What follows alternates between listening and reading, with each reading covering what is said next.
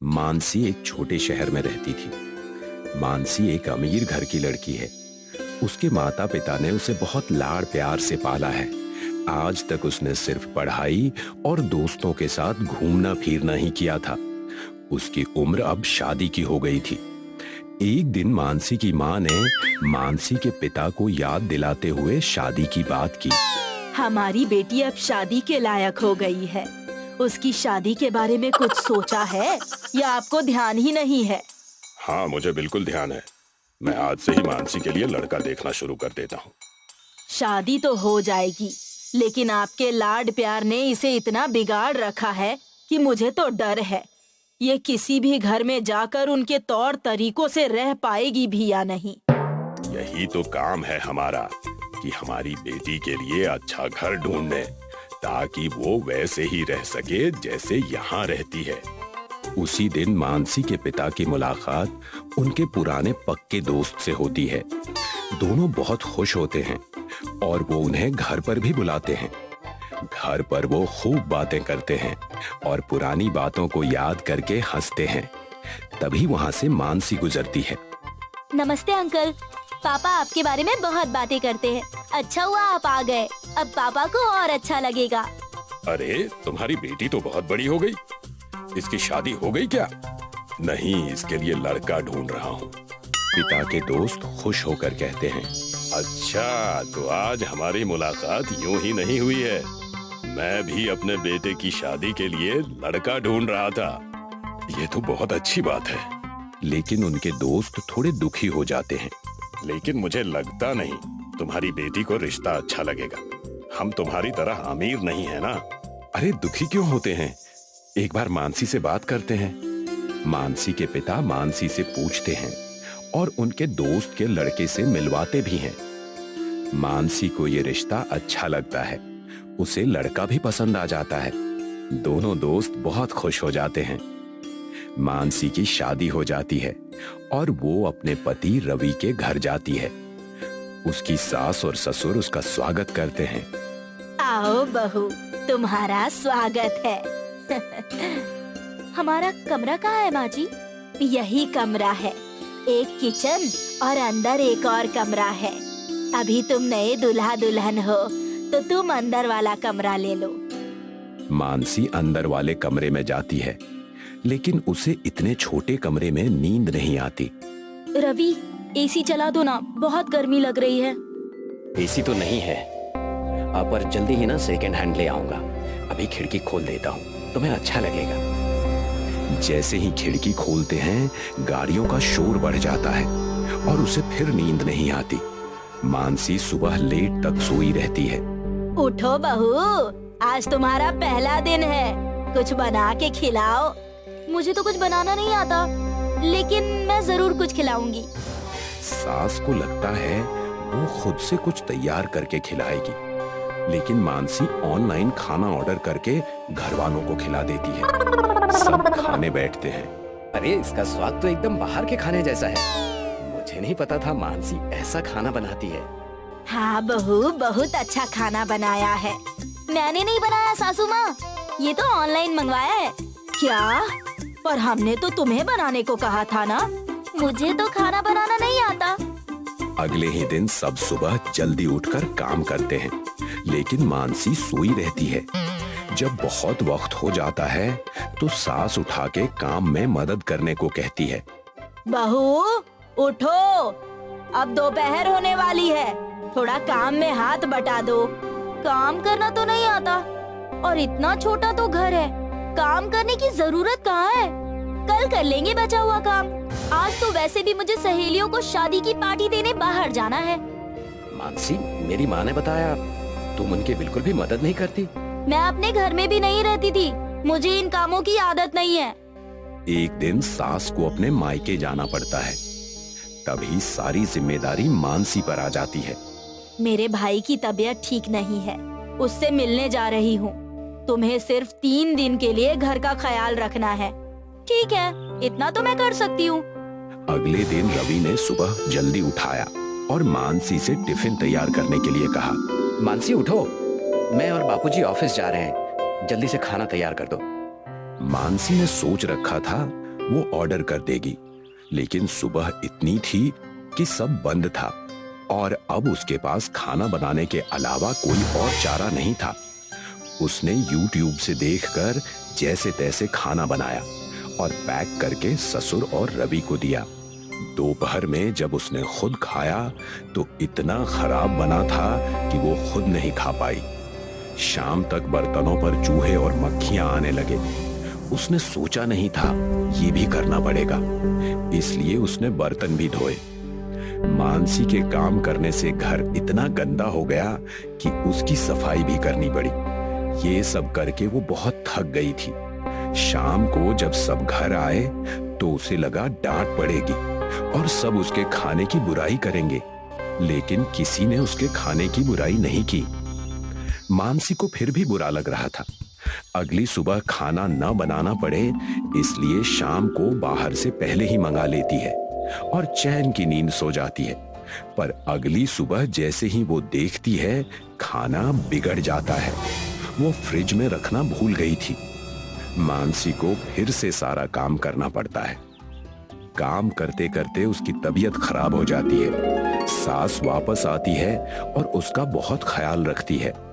मानसी को इतना काम करने के बाद एहसास होता है कि उसकी सास को कितना ज्यादा काम करना पड़ता है, और जब तबीयत खराब होने के बाद उसकी सास इतना ख्याल रखती है और इतना खराब काम करने के बाद उसको कोई कुछ कहता भी नहीं तो उसे बहुत दुख होता है। फिर मानसी ये तय करती है कि अब से वो सास की मदद करेगी और टाइम से उठ भी जाएगी। मुझे माफ कर दीजिए सासू माँ, मुझे पता नहीं था आपको कितना काम करना पड़ रहा था। ऊपर से कितनी बार मैंने आपका काम बढ़ा भी दिया। अब से मुझसे जितना हो पाएगा मैं आपकी मदद करूंगी और खाना बनाना भी सीख लूंगी। मानसी ने ठीक होने के बाद काम करना शुरू कर दिया और धीरे धीरे खाना बनाना भी सीखा। कुछ महीनों बाद उसने अपने माता पिता को दावत पर बुलाया। अपनी बेटी को इतना बदलते देख और काम करते देख वो बहुत हैरान हुए। उसके हाथ का खाना खाकर वो बहुत खुश हुए। कपिल एक बहुत ही मेहनती लड़का था जो अपने पिता सुशील के साथ रहता था। उसके पिता अक्सर बीमार रहा करते थे। एक दिन की बात है, सुशील की तबीयत अधिक खराब होने की वजह से सुशील ने कपिल को अपने पास बुलाया। बेटा, मेरा अंतिम समय आ गया है शायद। ये क्या कह रहे हो पिताजी? बेटा, मैं अत्यधिक बीमार रहता हूँ और मैं तुझ पर बोझ नहीं बनना चाहता। मेरा अंतिम समय आ गया है। अब मैं तेरी माँ के पास जाना चाहता हूँ। थक गया हूँ मैं इस दुनिया से। पिताजी, आप ऐसा ना कहो। आपके अलावा मेरा है ही कौन? अगर आप भी मुझे माँ की तरह छोड़कर चले जाओगे तो मैं अकेला पड़ जाऊंगा पिताजी। कपिल, मेरे पास तुझे देने के लिए कुछ भी नहीं है, परंतु मेरे पास 2 एकड़ जमीन है। मेरे बीमार होने की वजह से वो खाली पड़ी है और तुम बहुत ही मेहनती लड़के हो। तुम उस जमीन पर कुछ भी उगाओ और अपना जीवन यापन करो। पर बेटा, ध्यान रखना, कभी किसी गरीब को कष्ट मत देना। पिताजी, आप ऐसा ना कहें। मैं उस 2 बीघा जमीन पर ही कुछ उगाकर देख लेता हूँ, और अगर पिताजी आपका आशीर्वाद रहा तो जरूर मैं अपनी मेहनत में सफल रहूंगा। कपिल अपने 2 बीघा जमीन की तरफ चल पड़ता है और वो कड़ी मेहनत करके प्याज की खेती करता है। उसकी मेहनत सफल होती है और उसके प्याज की बहुत अच्छी खेती उसके सामने होती है। वो उसे देखकर बहुत खुश होता है और बाजार की तरफ जाता है। देखा पिताजी, मैंने जमीन पर प्याज उगाई है और इतनी अच्छी फसल हुई है। ये सब आपके आशीर्वाद का ही फल है। अरे वाह बेटा, तुमने प्याज की खेती करके तो बहुत अच्छा काम किया है। आजकल प्याज के दाम आसमान को छू रहे हैं। बहुत अच्छी खेती होगी तो प्याज अच्छा बिकेगा। कपिल प्याज को बेचने के लिए बाजार में जाता है तो देखता है कि एक ट्रक पर प्याज लदी हुई है और उस ट्रक के आगे बहुत भीड़ लगी हुई है। वो एक आदमी से पूछता है, अरे भैया, ट्रक के आगे इतनी भीड़ क्यों लगी हुई है? आखिर बात क्या है? अरे भैया, यहाँ पर इस ट्रक में प्याज बिक रहे हैं जो कि बहुत सस्ते हैं, इसी वजह से। इसी वजह से सब प्याज खरीदना चाहते हैं। मैं भी ये प्याज सस्ते दामों पर खरीद कर महंगे दामों पर बेच दूंगा। पर भैया, प्याज तो बहुत महंगी है। हाँ, महंगी तो है, पर ये प्याज थोड़ी सड़ी हुई है, इसी वजह से ये सस्ती बेची जा रही है। आजकल प्याज के दाम आसमान को छू रहे हैं। हर कोई प्याज खरीदना चाहता है, पर मार्केट में प्याज उपलब्ध ना होने की वजह से प्याज महंगी हो गई है।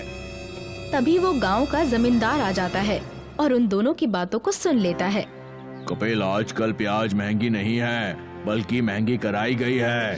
खेत से सस्ती प्याज खरीद कर उसे स्टॉक में रख लिया जाता है और जो सड़ी हुई प्याज होती है उसको निकाल दिया जाता है उन्हें दुगने दामों पर, जिसकी वजह से प्याज महंगी होती है। स्टॉक में होने की वजह से भी आम जनता को ये प्याज नहीं मिल पाती। प्रेमचंद जी, मैंने प्याज की खेती की है। मैं प्याज बेचने ही जा रहा था तो रास्ते में इस प्याज के ट्रक को देखा और धक्का मुक्की की इस भीड़ को देखा। बहुत मारामारी है प्याज के लिए तो।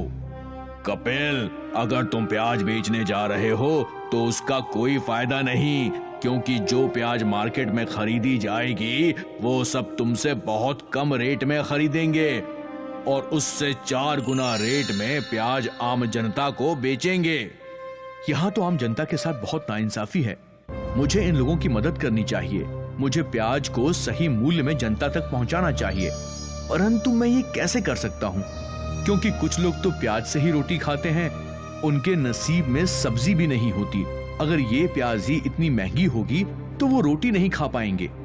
मुझे कुछ ना कुछ गरीबों के लिए करना चाहिए, क्योंकि मैंने अपने पिताजी से गरीबों की मदद करने का वादा जो किया है, अगर मैं उनके लिए कुछ कर पाया तो ये मेरे लिए बड़े सौभाग्य की बात होगी।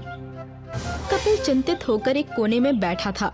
तभी उसको एक उपाय आता है। कपिल एक प्याज की शेप में एटीएम बनाता है और उस एटीएम को सेट कर देता है और उस प्याज के एटीएम के अंदर बैठ जाता है और अंदर से आवाज लगाता है, प्याज ले लो प्याज, 40 किलो प्याज सस्ती और अच्छी प्याज, ऐसी प्याज कहीं नहीं मिलेगी। प्याज ले लो प्याज, 40 रुपए किलो, 40 रुपए किलो, 40 रुपए किलो प्याज सस्ती और अच्छी प्याज, ऐसी प्याज कहीं नहीं मिलेगी। प्याज ले लो प्याज। ये प्याज बेचने का तरीका बहुत अच्छा है। इससे मुझे कोई पहचानेगा भी नहीं कि मैं उनके धंधे के बीच में आ रहा हूँ। सबको यही लगेगा कि ये एक एटीएम मशीन है जिसमें पैसे डालने पर प्याज प्राप्त हो जाता है। इस तरह से मेरी पहचान भी गुप्त रहेगी और सबको सही मूल्य पर प्याज प्राप्त हो जाएगा। कपिल की आवाज सुनकर कुछ लोग उस एटीएम के आगे रुक जाते हैं और वहाँ से प्याज खरीदने की कोशिश करते हैं। कुछ लोग उस एटीएम के अंदर 40 रुपए डालते हैं तो कपिल एटीएम के अंदर बैठे 1 किलो प्याज उस एटीएम से बाहर निकाल देता है। लोग प्याज की गुणवत्ता देखकर बहुत खुश होते हैं। अरे वाह, ये प्याज तो सस्ती भी है और अच्छी भी है। देखो कितनी अच्छी प्याज इतने कम दामों में हमें मिल गई। अरे प्याज तो अच्छी है, परंतु ये देखो एटीएम मशीन में लाइन में लगने की भी जरूरत नहीं है।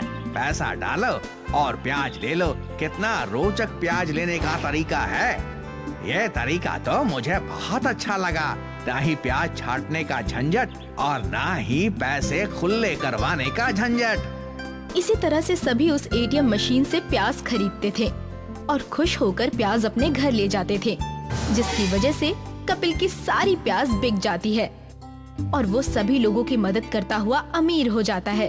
उसका ये रूप देखकर उसके पिता भी निश्चिंत होकर ठीक हो जाते हैं और उसको शाबाशी देते हैं। कपिल, तुमने बहुत ही नेक काम किया। प्याज को सही दामों पर बेचा। दूसरी तरफ तुमने उन लोगों की मदद की जो गरीबी के कारण प्याज खरीदने की सोच भी नहीं सकते थे। तुमने अपनी प्याज का दाम कम रखा और उसे एक रोचक तरीके से बेचा। बेटा, मैं तुम्हारे लिए बहुत खुश हूँ। बेटा, अब मैं निश्चिंत हूँ कि तुम कभी किसी चीज में धोखा नहीं खाओगे। सुशील और कपिल इसी तरह से खेत में प्याज उगाते थे और एटीएम मशीन की सहायता से सभी लोगों में बांटा करते थे। अब कपिल एक प्याज वाले एटीएम मशीन के लिए प्रसिद्ध हो गया था।